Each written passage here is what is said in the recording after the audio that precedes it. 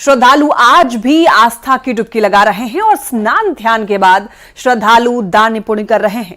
बड़ी संख्या में श्रद्धालु कड़ाके की ठंड और ठंडे ठंडे पानी में स्नान कर खुद को धन्य महसूस कर रहे हैं। हर हर गंगे, हर हर महादेव के जयकारे लग रहे हैं। सुरक्षा के व्यापक इंतजाम के बीच श्रद्धालुओं में खासा उत्साह भी देखा जा रहा है।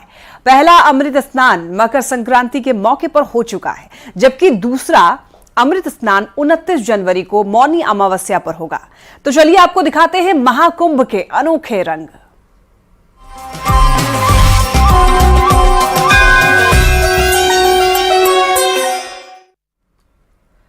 महाकुंभ में एप्पल के को फाउंडर स्वर्गीय स्टीव जॉब्स की भी खूब चर्चा हो रही है। स्टीव जॉब्स सनातन धर्म से काफी प्रभावित थे और कुछ इसी राह पर उनकी पत्नी भी हैं।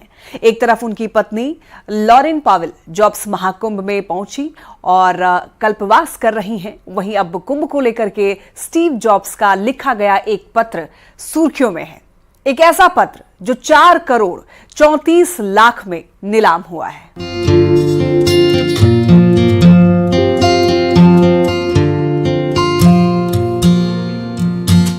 एप्पल को फाउंडर स्टीव जॉब की पत्नी लॉरेन पावेल जॉब्स भी महाकुंभ में शामिल हुई है और साध्वी की तरह जीवन बिता रही है। इसी बीच कुंभ को लेकर स्टीव जॉब का लिखा एक पत्र 4.32 करोड़ में नीलाम हुआ है।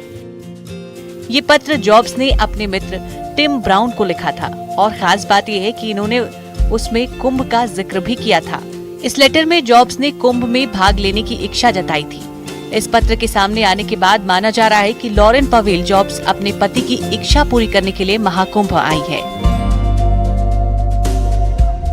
ये पत्र स्टीव जॉब ने अपने हाथों से लिखा है। स्टीव जॉब का नीलाम किया जाने वाला ये पहला व्यक्तिगत पत्र है, जिसकी कीमत 4.32 करोड़ रुपए है। जॉब्स ने अपने 19वें जन्मदिन 23 फरवरी को अपने बचपन के दोस्त टिम ब्राउन को चिट्ठी लिखी थी।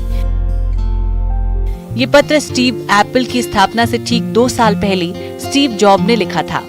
पत्र में जॉब ने लिखा, मैं कुंभ मेले के लिए भारत जाना चाहता हूँ, जो अप्रैल में शुरू होता है। मैं मार्च में किसी समय जाऊंगा, हालांकि इसको लेकर निश्चित नहीं हूँ।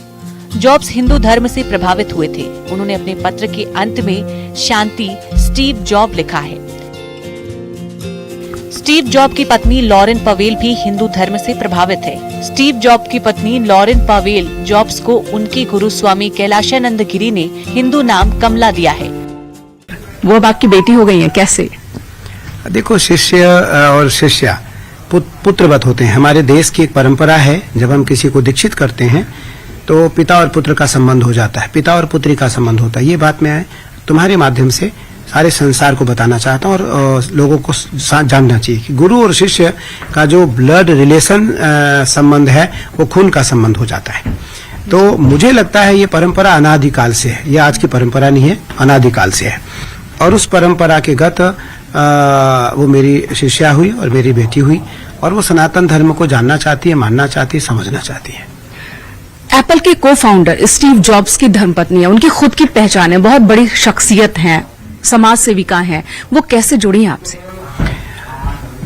देखो, आज संसार में हर व्यक्ति की कनेक्टिविटी, हर व्यक्ति का संबंध किसी न किसी माध्यम से हो जाता है, यदि वो चाहते तो।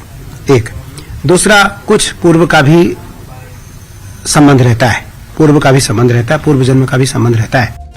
वो 40वें सदस्य टीम के साथ प्रयागराज पहुंची हैं। वो ध्यान, क्रिया, योग और प्राणायाम सहित कई आध्यात्मिक प्रथाओं में भाग ले रही हैं। बॉलीवुड सिंगर